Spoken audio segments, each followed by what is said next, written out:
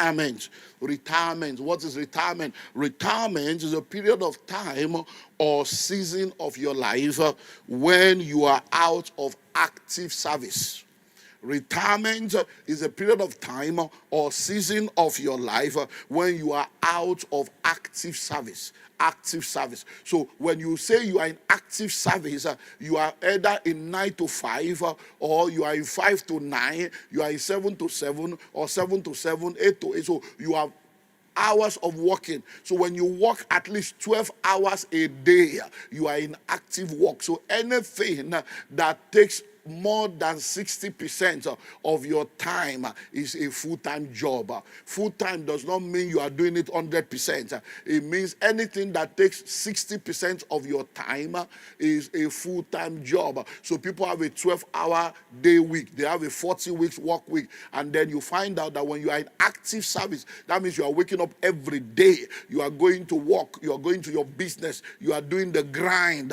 What that means is you are in what? Active service. But there comes a time when you can no more do that. Sometimes you phase your retirement. So you begin to do, okay, instead of 40 weeks, now I'm doing 30, now I'm doing 20, now I'm doing 10. Instead of 12 hours a day, now I'm just doing 2 hours a day. Or I'm just doing 1 day a week or 2 days a week. You're beginning to phase until you get to a point where you can even relax and then other people begin to do the work. So when you now talk about retirement planning, we are now talking about you preparing for that season of your life where you will no more be in active service. Preparing for that season of your life where you will not have the strength and the energy to run around the way you are running around right now. And guess what? Where you may not have the kind of income you are getting right now. Because once you retire, you are not going to be getting full benefit anymore. If you have a pension plan, then you're going to be limited by the meager income through the pension plan if you have not planned for that retirement, which is why we're talking of retirement planning. So planning, preparation, maintenance culture are alien to us. And that's why when you want to become successful, you need to plan, you need to prepare. When you become successful, you need to maintain what you have achieved, maintain what you have acquired. But when you look at this part of the world, you realize that maintenance culture is very poor. Planning is very poor. A lot of people don't plan. Oh, God will do it. It is where. Whatever will be, will be. God is in control. We throw out all these lazy, mentally lazy, religiously blind statements. Just God, you just throw God. As if God will come and do for you what he has empowered you to do. So we don't plan well, we don't prepare well, and then we end up having a bad result, and we turn around to say it's village people. Whereas you are the one that did not do what you're supposed to do. Maintenance culture. Look all around you. You find that there are a lot of places, buildings, properties, electronics, gadgets that have been bought. And then you find out that few days later, few weeks later, few years later, they are no more the way they are supposed to be. Why? Because there is no maintenance. It is not being maintained. It is what? It is not being maintained. I remember we're coming to the church, I think 2 weeks ago. And my wife was showing me a property that looks, the whole place looks very ugly. They were supposed to use it for an event. And she said, oh, when she got there, even the outside is not looking too good. So she was showing me. I said, you have shown me before. He said, that is just that. I said, that this thing you are saying is ugly now. Once they paint it, you will discover it's not ugly. It's because the person is not willing to paint. She now said, I told the event company there that why don't you people paint it? They said, no, we only have authority over the inside. I said, they are not ready to pay. That's why they say they have authority over the inside. If they are ready to paint the outside, and they say, landlord, we want to paint to help your house, landlord will accept. But landlord is not willing to pay. They too, they are not willing to pay. So maintenance culture. Many of the things you call old, many of the things you call expired, many of the things you call dilapidated, many of the things you say is not functioning, is because it is not well maintained. Maintenance culture. I learned that from my father. My father's Pojo. Hey, that Pojo, I mean a Peugeot, I mean Pojo or Pijo. Hey, that we call that car last born. Hey, this is my father that you people are seeing here. K. When he wakes up in the morning, he will sit down with that Pojo, and he will be Kai. He will scream everywhere. He will do, daddy, dado. He will wash tire, wash everything. He takes care of that car. I'm sure that car smells like That car should have spent at least, I'm not sure, but the car reached like 30 years before it died. They use the car. Can you imagine a car spending 30 years? Some people have that kind of culture. They can maintain things. I remember, let me tell you this story. As I remember that, this man that you people see that is now gentle and quiet, his old age. As the man they old, they call the soft down, it's softer as he's getting old. That car was causing trouble. When I got born again, and I came back from campus, it would just say, okay, holy boy, hey, holy boy, yeah, go and wash the car. Then I came back from school and now born again. We are doing quiet time. I'll now wake up in the morning. I will just hear, hey, wake up. Which prayer are you praying? Go and wash the car for me. So I was like, this man is a devil. How can he not see that I'm praying? Because of car. Must we wash the car every day? I was ignorant, because the way a lot of us are just religious fanaticism. Then I was complaining one day, and my mom came and said, you see, you are not right. But you are not getting it because this religion that you say you have gotten, and this your born again thing, that if you people are born again, does it mean your behavior should not change for the better? That your father has nothing against your prayer. But you that know you want to pray, are you not supposed to either wash the car in the night, or you wake up very early, wash the car, and then go and pray? That why will you now leave your job undone? You will now be praying. You are a son. You have a responsibility to your father and to this house. I said, okay, that makes sense. So, guess what? The man that will come and wake me, I woke up very early, washed the car. I just discovered that the man didn't come to wake me. I woke up, where's daddy? He has gone. Day 2. That's how the thing ended. And there are many of you like that. My father is bad. My mother is bad. You are the one that is not wise. You are not wise about your Christian life. You are not wise about the way you do things. When you prioritize your life, many of the things you are saying are not okay. They are okay. Well, let me not deviate. Maintenance culture. That's what they will. So that I learned from my father. Maintenance culture.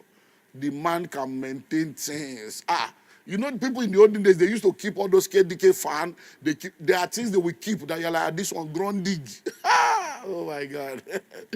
Let's move on. So, everyone, listen to me right now. You need to know that if you are going to become successful, you need to have a retirement plan. Things are changing. And the world we live in right now, can you imagine, see, retirement plan has been growing from 45 to 55 to 65. Now they're even saying that retirement plan should be moved to 70. And I think that has been approved in different sectors in different parts of the world. Because a lot of people are now realizing that at 70, they can still bubble. And that's why many of our politicians, you see, they don't want to go. Look at Nigeria, look at America. Old people are ruling everywhere. And you are wondering why things are not working. So they want to stay, instead of them to be an advisor and to stay behind, they still want to be active so that they will use our money to be going for hospital and be paying the bills and be restructuring themselves. So there are people shouting for, let's increase the age. Look at what happened. We did elders forum on which day now? 2 weeks ago or thereabout. You saw the politics on the pulpit. The speaker is saying, I'm a youth. At almost 60. The elders are saying, no, you are an elder. Nobody wants to associate with old age. People wait on 60, wait on 65. They say, I'm young. 60 is the new 50. 50 is the new 40. Just they play. Be deceiving yourself. You will suddenly realize that you are not young. When you are alone and you look at yourself, you know that lines are falling upon line in pleasant. I know you come to church, you package everything. Everybody, you look, everybody thinks that now person with the house with you, know what's in that they see. So please, let's not fool ourselves. Whether you like it or not, you are growing older. You need to plan for that retirement. So retirement planning is very, very important. But some people are also entering into what we now call the new retirement. The new retirements. And what's the new retirement? We're going to look at that towards the end, maybe in part 3. And the new retirement is a concept that has been brought to the front burner in the last 10, 15 years, and is you taking responsibility for your retirement by fixing your retirement age and putting systems and structures in place to ensure you retire early and you retire rich.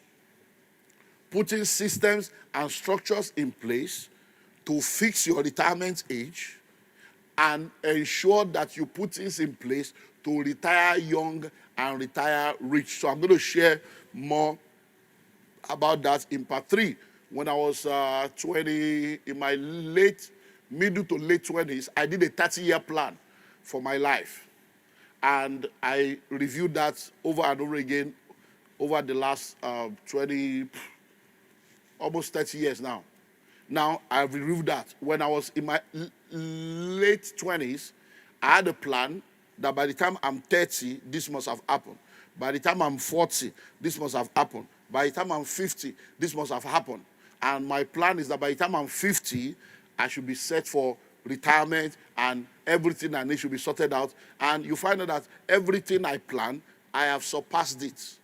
Life happens, challenges happen, uncertainties come. But because of that plan, I'm in a better position than many people my age. I'm in a better position than many people that are at the same season of life with me. Why? Because at the age of 24, 25, I had a clear direction of what I wanted to do with my life. By the age of 27, 28, I had to sit down and have a plan for the next 30 years of my life. And that's very, very important. So if you are listening to me right now, especially those of you that are younger, I'm so excited because we have a lot of young people in this church. Nigeria is presently a young country. Africa is a young continent. 75% of Nigerians are below the age of 35. And here in this church, we have a lot of young people. And many times, the old and matured people, they appreciate my message because they've made mistakes and they wish, if I heard this when I was younger. But you younger guys, you think you have the whole world in front of you. You are just having this idealistic view about the world, delusion of grandeur. But you don't understand that it doesn't work like that. Many of you think, that one will never happen to me. Just be deceiving yourself. Look back at your life in the last 10 years. There are many things you thought will have happened by now. It don't happen. There are many things you think will not happen. It don't happen. So, because there are many things you cannot control in the world that we live in today. So let's move on. Then we want to now look into the seasons or the stages of life. Because in order for you to effectively be able to plan your retirement, you have to then know how to manage the stages and the seasons of your life. So there are 4 seasons in the life of every individual. 4 seasons. I call it morning, afternoon, evening, and night. Repeat after me. Morning. I can't hear you say it loud. Morning, afternoon, evening, and night. Say, neighbor, there are 4 seasons. Morning, afternoon, evening, and night. So to effectively plan your retirement, you need to understand these seasons of life. That there are seasons in the life of every individual, and these seasons are 4. And once you are aware of the stages and the seasons of life, you are now able to effectively prepare on how to navigate the seasons of life. So number 1, you have the morning season of life, which is the learning stage. That's the first 25 years of your life. So between age 0 to 25, you are in the morning. The Bible says in Ecclesiastes chapter 10, beginning from verse 15, all the way, it says, the labor of the foolish wearies every one of them, because he knoweth not how to go to the city. He says, woe to you, O land, when your king is a child that eats in the morning, and your prince, blessed are you, O land, when your prince is a son of noble that eats in due season. So the morning is a season. He said, woe to you when your king is a child that feasts or eats in the morning. Blessed are you when your king is a son of noble that eats in due season. So that morning there is a season. It's not because if it was morning, afternoon, evening, and night as in a calendar of the day, it would have been said that eats in the evening. He said that eats in due season. So the morning season of your life is the first 25 years of your life. That's the time for you to learn. It's the learning stage. So it therefore means that by the age of 25, there are some things that must have become a reality in your life. If by age 25, you are still trying to write jump, your life is already out of order. You have been jumped. If by age 25, you don't have any certification, you don't have any skill that you can exchange for money, by age 25, you have not come into that place in your life where you have learned about who you are, where you understand your purpose and your vision in this world. You have not come to that stage in your life where you are able to learn what you will use to earn, then your life is already out of schedule. So I see a lot of people thinking they are young. You are not. Hello, young boy, you are not young. People can be telling you, oh, you look 16, 16. You know you are not young. Many of you, you are already growing old. And you think you are young. 25 is not young. Oh. At 25, I have started this church. Yes, this church you are sitting in. At the age of 25, I was already a founder. We used to call it founder and general overseer in those days. Founder. By 25. Many of you now at 25, business you have not started. Ministry you have not started, but you know how to start a relationship. That's all you know how to start. Relationship. I'm in a relationship. You are 16, you are in a relationship. You are 18, no vision, no direction. You have not started business. You have not started any company. You have not started any organization. You are not making money, but you know how to start a relationship. By 25, many of you have run through, your body count is ridiculous. That is like air fire rate to power 2. At 25, your body count is like a thermometer. 25. And you are in church wondering why the devil is ruining your life. At 25, you have done 3 boyfriends, 3 girlfriends, 5, 6. Who did this to you? And you are not learning anything. They now employ you. You can no brain. They employ you no skill. They employ you no discipline. You can't produce. So the first season of your life is what? Is the learning stage. Is the morning. That's when you're supposed to learn so that you will know what to do at every point in time. If you mess up your morning, it will affect every other aspect of your life. Many of the things that people are doing now in their old age is catch up. They are playing catch up because they miss it in the morning. And that's why we have a problem in Africa. Because a lot of people are going through what we call the black tax. Parents that have messed up their morning are now using the evening of their life to mess up the morning of their children. They are now putting load and burden upon the children that the children are not supposed to bear. I don't know if you remember the drama we watched, weeks ago. The drama that we watched where the parents, I think it's the same elders around there now. The drama we watched where the parents, the boy was calling the father that he will no more be able to pay. And the mother said, you go pay, as if he's their God. Pay what? Say, because school fees has increased, house rent have increased, I need to take care of my family. You go pay, look at the way the woman was doing, you go pay. What have you done with your own life that you are now waiting for children to pay and be taking care of you? Because there are many things that we just, many times. I remember I was having an Insta Live session with my friend, Reverend Samadiemi, a while back, maybe 2 years ago or something. And I asked him a question that this prayer that we normally pray, when your parents will now say, Oma Sheru Efwen, when you bless your parents and they say, children too will do the same to you. So I said, this prayer, is it a blessing or a curse? Is that prayer a blessing or a curse? Yeah, I understand their heart is a blessing.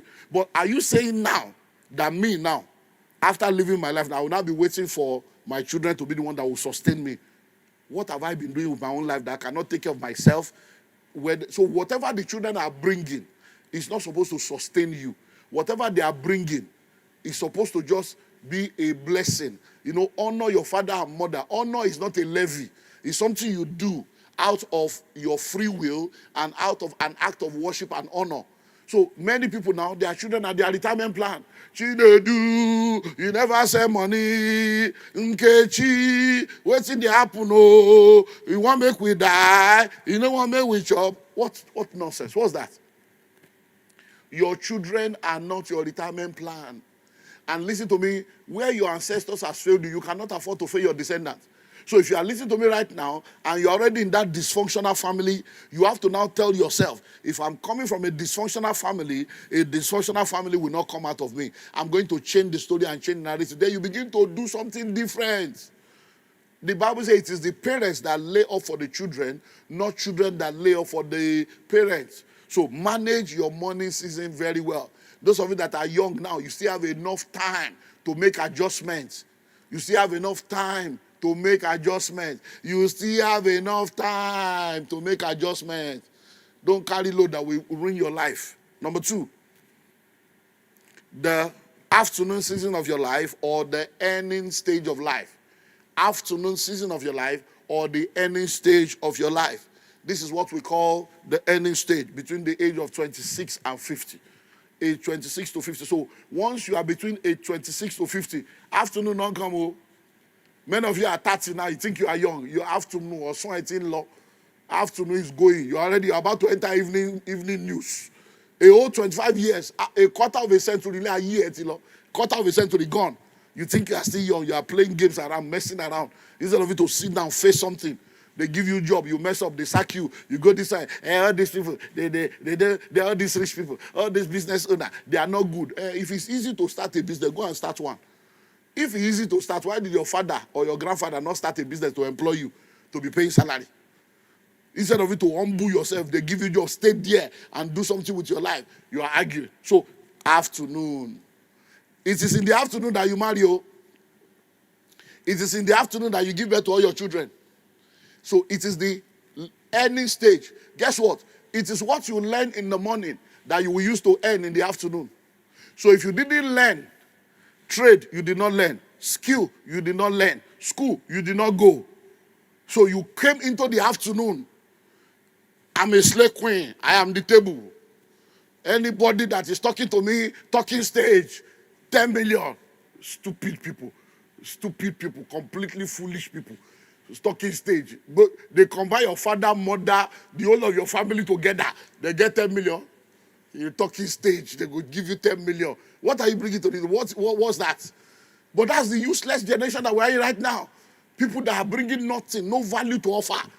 Empty-headed shells, valueless, skillless, with great ambition. You are not even facing reality. There are a lot of young, correct guys, any 150, any 250, that want to marry you. You don't go see correct up, you carry your eye up.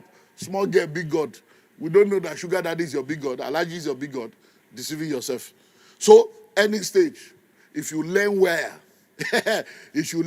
then you can begin to earn. At that earning stage, what you earn will be determined with what you have learned. Because you can't enter into the marketplace valueless. You enter the marketplace, what value are you bringing to the table? Why should I pay you 200,000? This is something when they say, how much do you want to say? Well, because of transport, from where I live. Now, me saying to go live there, from where I live to this place, and then feeding, upkeep, I will need like 350K. See your mouth, 350K. Anyone, I will need like 350K. Okay, how much were you? Your last salary, how much was it?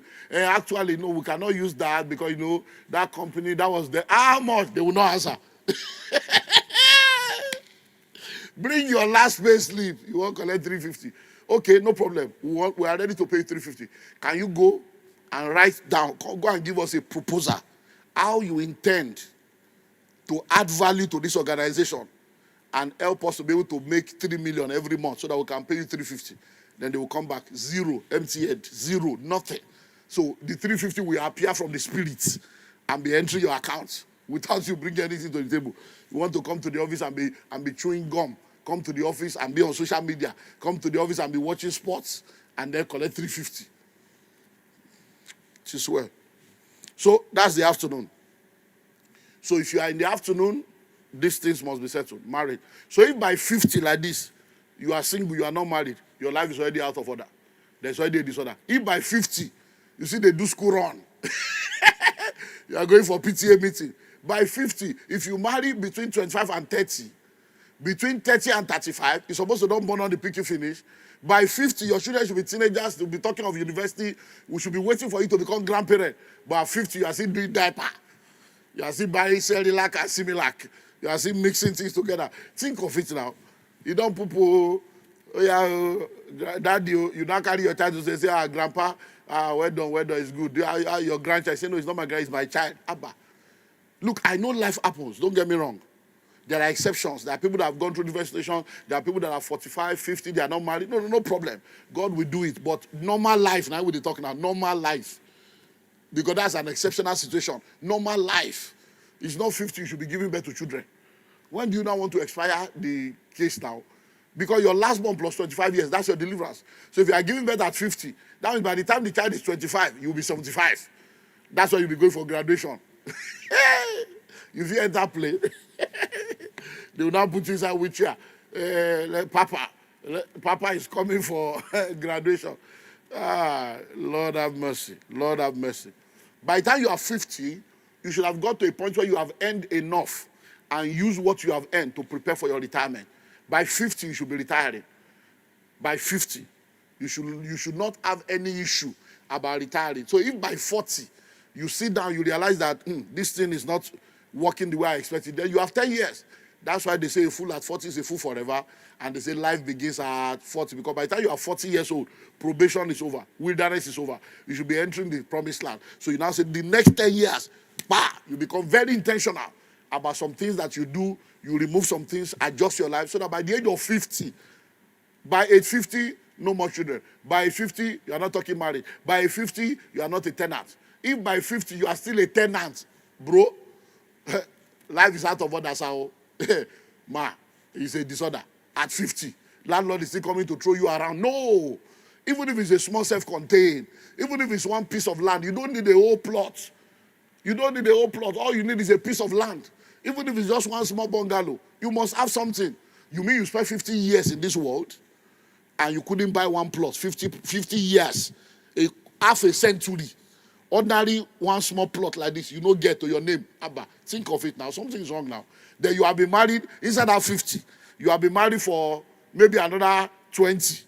Two of you for 20 years together. Now, if you buy one plot, do one small bungalow. Abba, think of this thing now. Because many times it's because we didn't plan for it. We became a victim of it. Because you did not plan for it, you became a victim of it. And let me tell you something, it's never too late to start. So don't ever think that, my own is finished, this is there. No. If you start now, 5 years is enough for anybody to change their life.